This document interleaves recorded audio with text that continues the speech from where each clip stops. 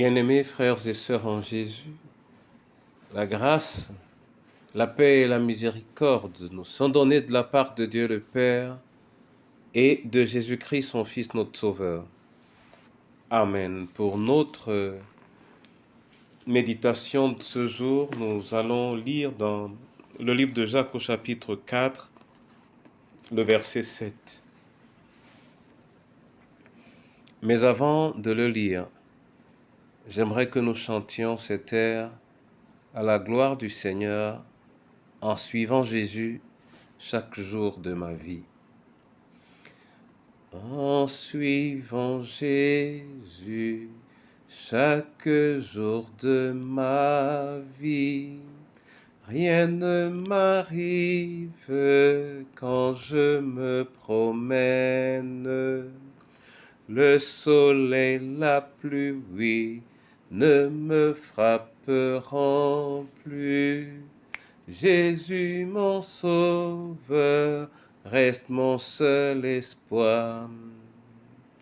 En suivant Jésus, j'ai le bonheur.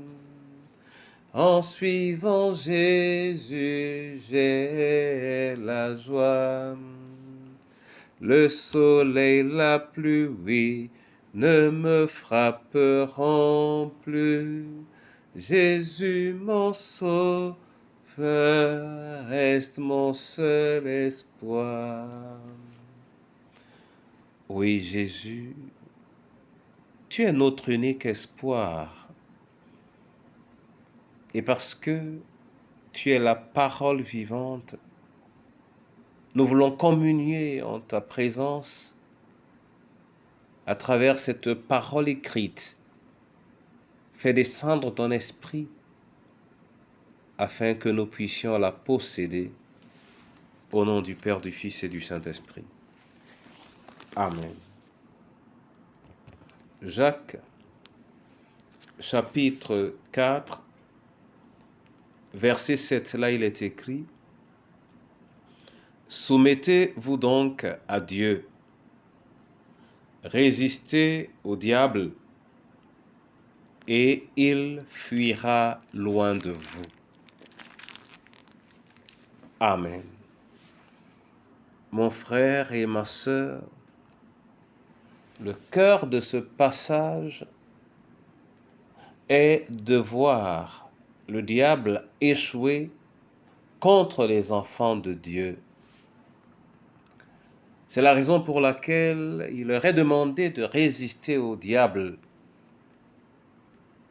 Et la clé pour résister au diable est la soumission à Dieu. La clé pour résister au diable est la soumission à Dieu. Mon frère et ma sœur, constamment nous sommes interpellés par la vie pour défendre notre foi qui est en réalité notre vie. Et si nous ne défendons pas notre foi, nous perdons également notre vie. Il ne faut donc pas avoir peur de défendre sa foi, car la crainte n'est pas en Dieu. Le courage ne serait pas pour nous la solution, car l'opposé de la peur ou de la crainte, c'est bel et bien la foi, l'espérance et l'amour que le Seigneur nous accorde à travers notre foi et à travers notre soumission à Dieu, de résister efficacement et victorieusement au diable dans le précieux nom de Jésus-Christ. Amen. Je veux te rendre grâce, Seigneur, et te dire merci pour cette parole que tu nous donnes ce jour. Fais, Seigneur, qu'elle rentre dans la structure de notre homme intérieur et qu'elle soit l'activateur de notre vie. Je veux te prier, Seigneur, pour les malades. Je veux te prier pour les prisonniers. Je veux te prier pour les personnes abandonnées. Je veux te prier pour les veufs, veuves et orphelins.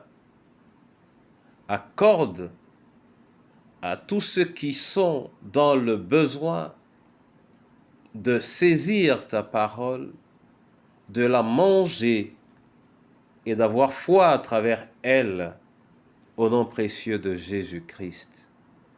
Je te prie pour chacune de nos familles. Je te prie, Seigneur, pour ton Église. Accorde à ton peuple de vivre loin de la crainte. Accorde à ton peuple d'avoir plus intérêt à se soumettre à toi qu'à se soumettre, fût-il, à leurs propres besoins. Viens, Seigneur, et glorifie-toi. En ce jour, ouvre les écluses des cieux et fais descendre sur tes enfants ton onction, en leur permettant de marcher dans ta gloire, au nom du Père, du Fils et du Saint-Esprit. Amen.